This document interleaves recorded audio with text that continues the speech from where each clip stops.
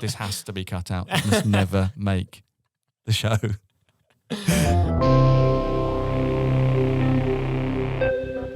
Hello, I'm Chris Lisserman, and welcome to Sparks, a podcast by Interactive Workshops.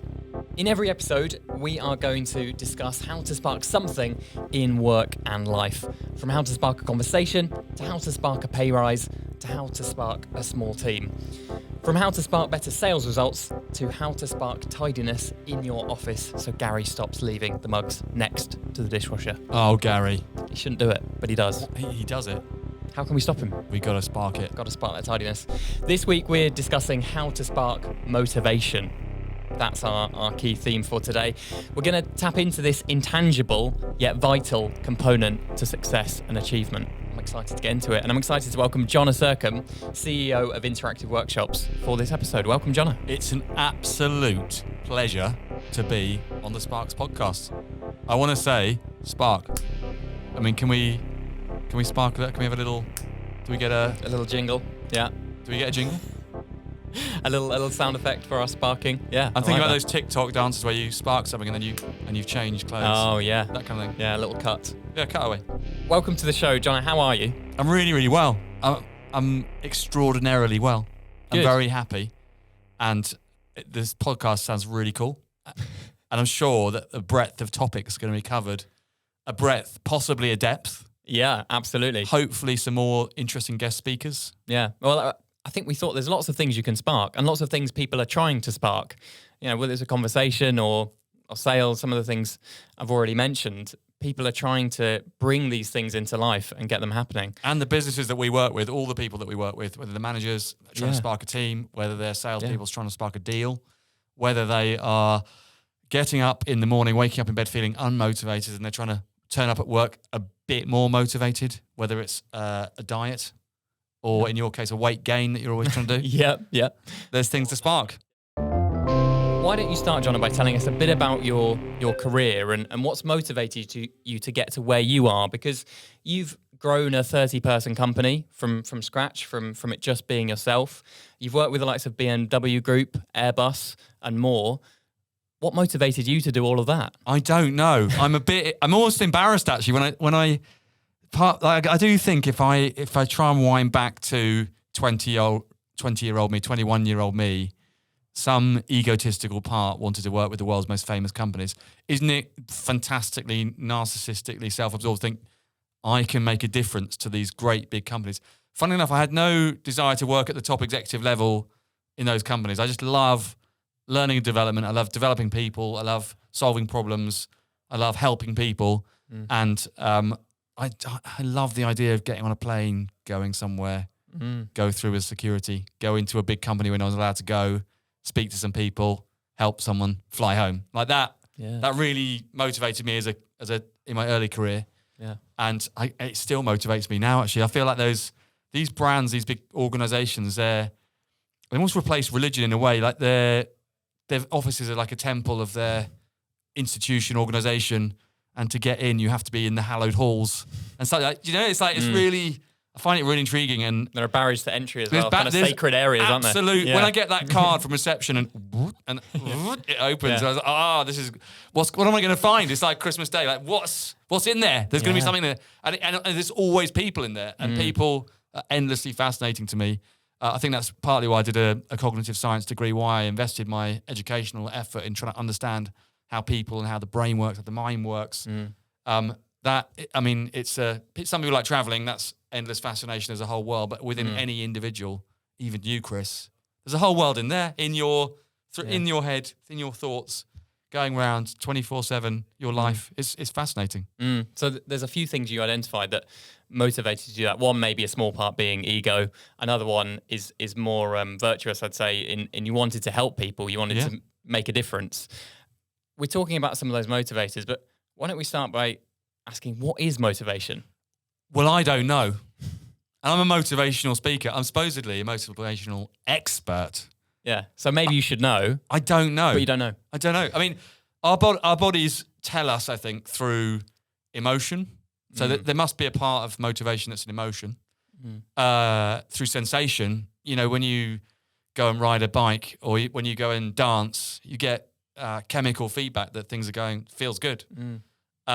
There's some studies, for example, on anxiety, that we feel rationally more anxious because our heart's racing. And it's a chicken and egg sometimes. If our heartbeat's elevated, we're more prone to feeling anxious.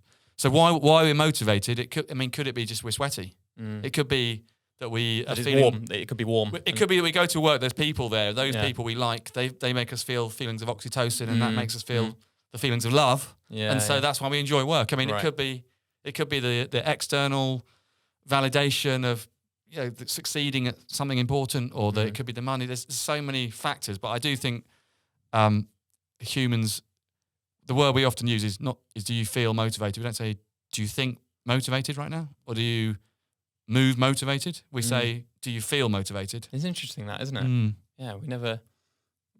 It's weird. It'd be weird to say do you think motivated? Really weird. I mean, do you think motivated? I mean, I probably do, but we never talk about that in those terms, do we? Yeah, we talk about it as a feeling. Do you feel motivated? Yeah. And I guess a bit like our Sparks podcast, motivation in general is the seed of action, of doing, and so like why we're motivated around certain things. Why do some people get motivated by football, some by dancing, some by psychology, some by science? That's again, I think that's individual and contextual. So if that motivation is a feeling, as we've described, are we just talking about a kind of default level of energy that someone might have, that a feeling of, do I want to do something? I think when we try to observe motivation in other people, I do think that what's physically happening is what we're often reading.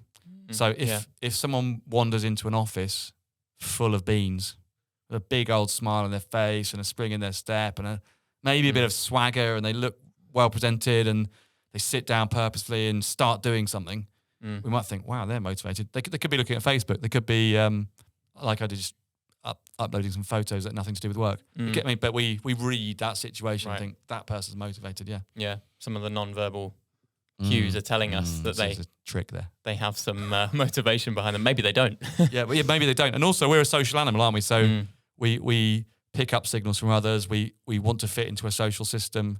So let's hypothetically imagine that you work with 10 people who are really not motivated, but every single day they turned up to work with the body language and posture and words of motivation. You'd probably be really motivated working with them. You might not even know. So it's I think our social connections to motivation it's an important social phenomena. There's some visual things going on, and there's both what's going on in here, but also how you're expressing how motivated you feel. You might actually not be feeling motivated, but demonstrating the characteristics of someone who is. And if you can put the words together as well. Yeah. If you can say, I'm enjoying this. I said what I actually do when I'm doing some difficult exercise. So if I'm out on a long run and I'm not enjoying it because I'm tired and I'm feeling sluggish and something hurts. I actually had this the weekend, something like a cramp as I'm cycling up 100 miles of hills. And I'm thinking, I could say to myself, I'm getting cramp. I kind of need to stop. I'm feeling really, but maybe I'll just have a lie down. Maybe I saw someone else who was walking, and when I said to them, "Why are you walking?" they said, "I've got cramp." So it's justified. So I could. Yeah. But the words that we use, the way we speak to ourselves, I said to myself instead, I've done a lot of cycling. I know how to keep moving. Actually, just keep going. Maybe it'll ease off in a little bit. It's just a moment. And the same actually when I'm running, I try and tell myself I'm enjoying it. And I think the words, sometimes if it's in a really bad spot, I have to speak it out loud. So it goes out and back into my own ears. Right. Let's just keep going. Like this will pass. A bit of a pep talk. Yeah. This too will pass. This too will pass. Is some of it then blagging motivation? If it's a feeling, can we kind of conjure it up? Are you saying? Yeah. Yeah. So people who aren't particularly motivated or are trying to increase their level of motivation, part of it is faking it till you make it. I would encourage to give that a go to start with, just to see what happens. As an experiment by itself, that's extremely valuable. Go and do an experiment. What happens if you turn up to places looking like someone is motivated? People will treat you as if you are. And then having done that, because they're projecting it onto you probably feel more motivated. So that's free.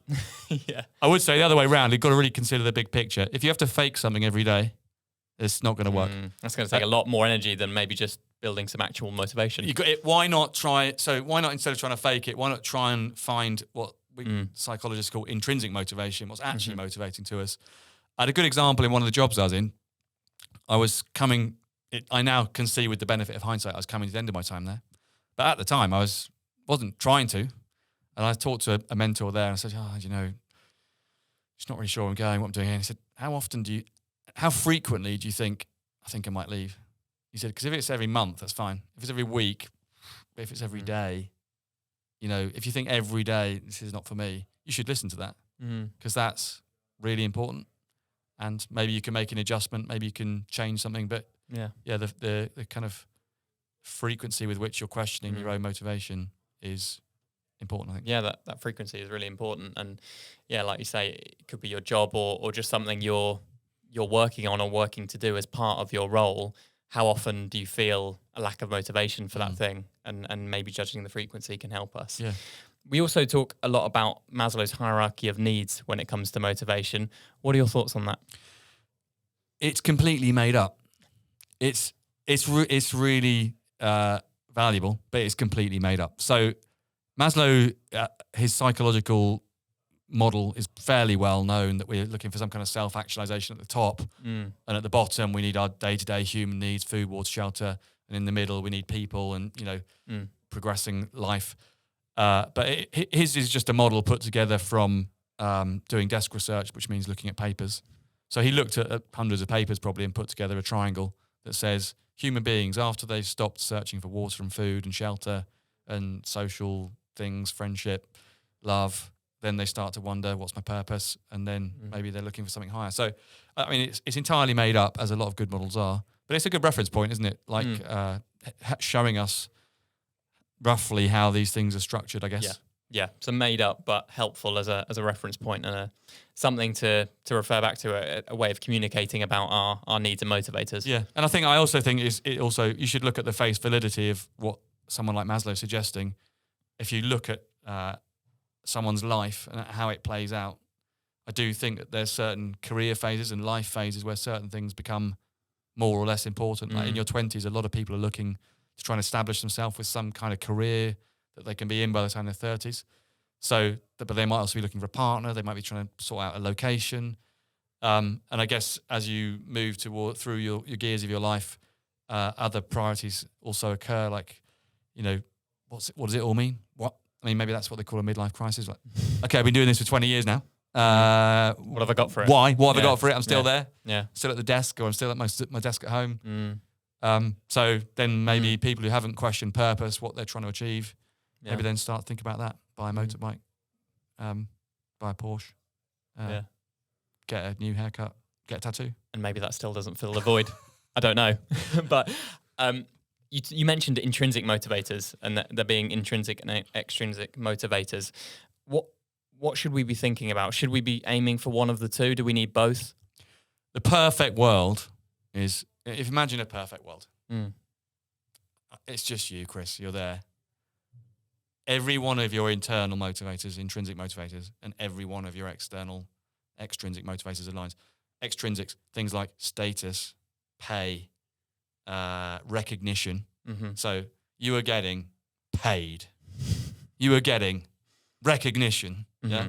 All of these are dialed up to max. You were doing a job. You were dialed up to the max. A job that you were a BBC radio presenter on the national radio, and you're the top of your game, Greg James.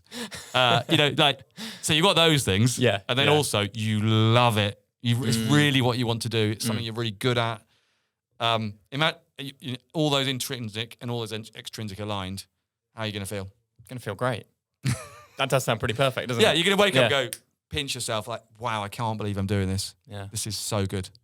Yeah. But, then find out that a colleague in the same show is getting double the wages of you. The ratings are plummeted because actually there's another show on the other channel that's better than yours. The media have picked up something in your social life and you're being criticised.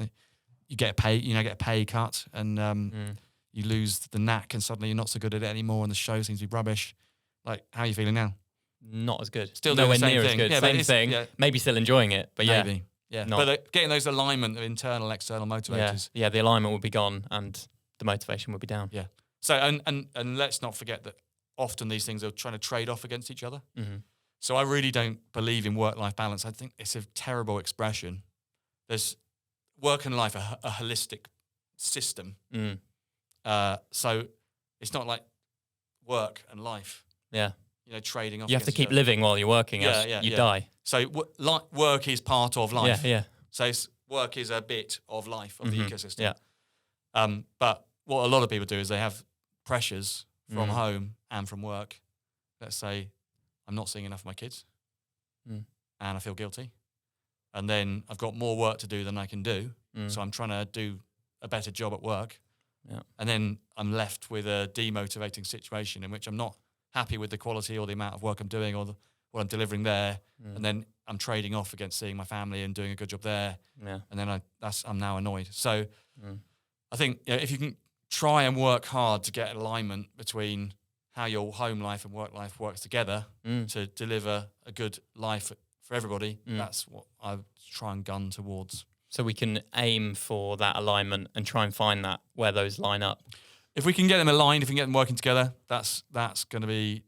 See, maybe I'm very lazy, but my belief is the easier I can make life for myself, the happier. There's less effort I have to put in. Yeah, and then I can go to bed early. Then you can relax. Yeah, I can relax. Easy. That's Enjoy what I'm aiming to do. Yeah, and you mentioned some of the things that might motivate us, things like pay, recognition, some of those extrinsic ones. There's a number of different categories that we might find motivation from as well. We're not all wired the same on that front. Not at all. And this is, again, one of the great things about human beings. We're so unique. There's 8 billion of us, no life the same, no person the same, no one, even if you're in the same family, different sibling, different life experience, same town, different feelings, same country, different feeling. So there's 8 billion lives being lived out there. And I guess part of our makeup is some kind of sense of individual expression and uniqueness. And they say, don't they, that I read this quote recently, surround yourself with people who love you and really celebrate you for the way you are. So again, imagine if after that busy day you go home and there's a group of people, your friends, who recognize you and they're not looking for you to succeed, they just love you as you are. That we're all unique, and everyone that works in our company and everyone that in the clients that we work with, they've got their own different passions and their own different skills and hopes for life, and therefore trying to tap into that, trying to understand ourselves. It's a journey of self-discovery, isn't it, to think what motivates us and what's going to motivate us for now. It may not forever. Yeah. And in workshops, we sometimes have that question of what gets you out of bed in the morning? What actually brings you to work? And some people haven't really spent the time reflecting on that. No. And I don't know if I necessarily have either. No, I haven't sometimes. You just do it, don't you? You just roll out of bed, the alarm goes off at the same time and you just go through the pattern. Yeah.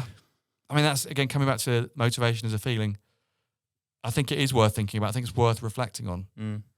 I think that some of the questions that reflecting on your life throw up can be quite hard to answer. And some of the execs I coach, for example, I've worked with some guys where, a couple of people stick in my mind actually where they just felt like they're just paying the mortgage and they've got to a high level, but it's not really going to go anywhere now. And they're just looking for retirement, which is over a long, long hill away. Maybe they're 50 and their retirement's 15 years away. And say to them, how long have you been sucking this up? And 15 years at least. How can you keep going? I think that to reflect and to be brave and to say, this motivated me then, maybe it doesn't motivate me now. Or, to have the courage to make changes is quite difficult. That's a difficult thing. How can we spark our own motivation? I think another way of looking at it is the motivation is there. It's there somewhere. What's it buried under? What's it hiding behind? What's it being neutralised by? What's it blocked by? Again, if the desire for life is so strong. If you were to find yourself lost in a jungle, you would try to live and you try to thrive. You're trying to find ways to do things. So, I guess we could look at like trying to take away what's blocking you rather than trying to create it. Try to say, okay, what's holding this motivation back? Is it confidence? Is it belief? Is it skills? Or where is it under there somewhere? Because underneath all of that, there's something trying to thrive, like a a shoot coming up out of the ground, but it's under a big log. Right. You know, try and take Find those logs. Yeah, and try and remove them. expose your motivation to some sunlight and see what emerges. And again, that's a period of reflection. Like maybe it could be time for a sabbatical. It could be time to get a coach. It could be time to go on, do some training on a new skill set, get a qualification. But because we quite like to control things, we like to think, if I do X, I'm going to get Y. Whereas I think motivation maybe is an exploration and explore direction X and see what happens. And then when you've done that, as you start taking those steps, the way will become clear. We can experiment with something and try it out. Experiment, yeah. And see what happens. Your background, as you mentioned, is in cognitive science. What is going on in the brain when we become motivated? Well, there's a lot that you'll love all the neuroscience people. There's a lot of neuroscience people out there. They love to tell you what's going on in the brain. They do. I don't really care what's going on in the brain that much. Right. For two reasons. One is I can't change that. So the way we're wired up, what is happening when we're learning something is that we're making neural connections. I studied AI. I modeled these kind of things. But what's the neuroplasticity neuron people don't actually talk about also is that what we would in that layman's terms call a brainwave. There's also just chemicals flowing around in our brain. Yeah. So there's all the neurons and everything else, but there's also chemicals flowing around. And maybe that's what moods are, for example. But when the reward centers, when we're motivated, are lighting up. That's cool, isn't it? But that is fun. Does it really help me? Not really. It's explanatory. It could explain. Let's say you're a lion. I can say, great. When the lion sees the prey, the amygdala is stimulated and the hippocampus guides the lion to the prey, whatever. Yeah. But does it really help the lion catch it to know how it's working? No. A lot of that's based on instinct and feeling, isn't it? Yeah. And I think motivation's like that. It's great understanding how the brain works, brilliant. But I think we should think about our own feelings and perhaps go through more of a psychotherapeutic method or a introspective method to try to work out what we want and what's holding us back. Yeah, I think that makes something that can feel a bit intangible, a bit more tangible. Yeah. And something we can do something about. Yeah. But I mean, there are other areas, for example, sleep, where a bit of rational understanding of the science really helps. So if you're not sleeping, there's very good science that you can work on that will help you to then take action that stops you from not being able to sleep. Yeah. Whereas, but overly explaining things by the brain, I think it's just not needed. Yeah. For sure. Even though I did spend a lot of time studying it. Sorry. Yeah, well, I think that's coming useful for you.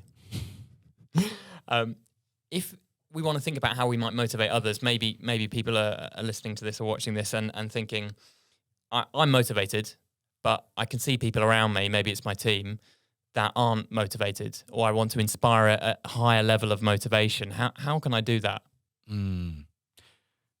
At home or at work? Because at home I wouldn't try too much.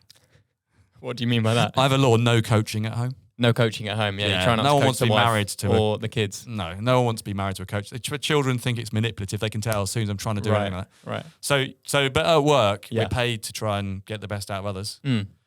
I think maybe I'd go back to the point about whether the motivation's actually there somewhere. One of the great people I learned under said that we're all empowered when we're born, but it can only be taken away. But maybe with motivation, it's like that. Rather than thinking what we're going to do to the situation, or maybe it's to try and go on a journey of discovery to find out how they're wired, how they're motivated, what's in there. And what are those barriers that you mentioned for them? Yeah. And how could you play a part in removing some of those maybe? If you ask 10 people that work for you, what do you want from life? You'll get 10 different answers. If you ask them, what do you want from this year?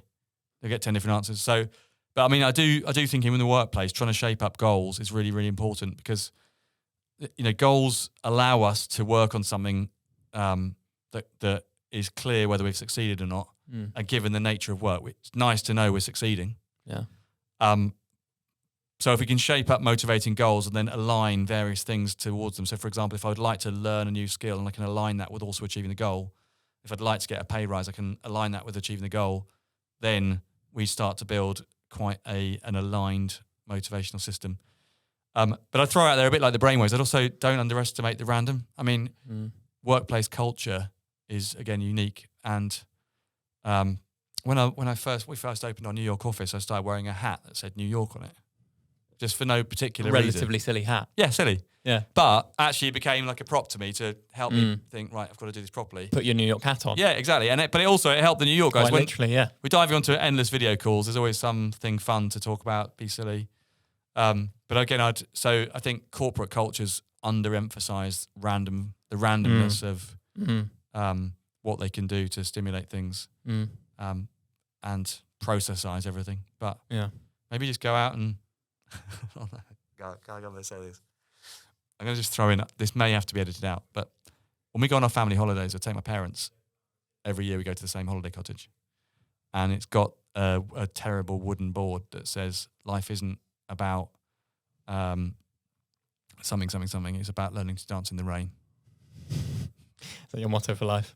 No, but when you're on a rainy holiday and you're just staring at the walls because you're inside, and there's this thing saying, it's just about learning to dance in the rain. But what I was thinking for work is, maybe you just need to go and dance in the rain some days. Yeah. Just embrace the lack of motivation, maybe. Yeah. This has to be cut out. It must never make the show. We'll see. My family just text each other memes of that. Just it is meme worthy. Yeah. Yeah. Coming to the end of this particular episode, Jonna, tell us a little bit more about Interactive Workshops, the company you have built and run. I think it's really cool what we do. I'm really happy actually with what we do for clients. We work with some of the world's biggest companies, as you mentioned before, Airbus, BMW Group, some really Cisco, Slack, Samsung, some really monster companies, Red Bull, big client for a long time. And we help them to stimulate growth and learning, to spark motivation. We recognise that the workplace, it should be a challenge for people. They should be on an adventure that they're climbing. They're on a climb somehow. And when you're climbing, you need skills, you need motivation, you need energy, you need teammates. And the learning and development function in organisations, part of our job is to stimulate that. And sometimes it's through building some cool animations or putting together a program. Sometimes it's through making a consulting kind of project to make things simpler or better. But yeah, that's what we're working on, and we're therefore helping individuals, leaders, teams, organizations become faster, try to get results more quickly, better thinking, brighter, working on the human aspects to become closer together, and ultimately maybe operational or technical to become stronger as well. And it's a great privilege to serve in those big organizations. And we talked before about the swipe cards, but ultimately if you took away the people, there's nothing left. So they're all just groups of systems of people. Yeah. And our job is to kind of oil that machine. Someone said to me today, actually, if you were a factory and you bought a machine that had the same cost as your wage bill, that your entire success of your organization was dependent on that machine, you would really look after it. You would service it. You would get the parts replaced. You would make sure it's running smoothly. But essentially, in all organizations, the people are the big machine. Yeah. And they're the cogs. And they're the huge expense as well. Let's get them running A1. Perfectly. Yeah, love that. It is very exciting what we're doing here at Interactive Workshops. And that is all that we've got time for in this episode. Jonna, thank you very much for joining me. Join us next time when we'll be asking how to spark sales. Let's do it. Thank you, Chris. Thank you. Thanks for watching this video by Interactive Workshops. Give it a like down below and subscribe to the channel so you don't miss the next video. Click through to here or here to watch another video by Interactive Workshops.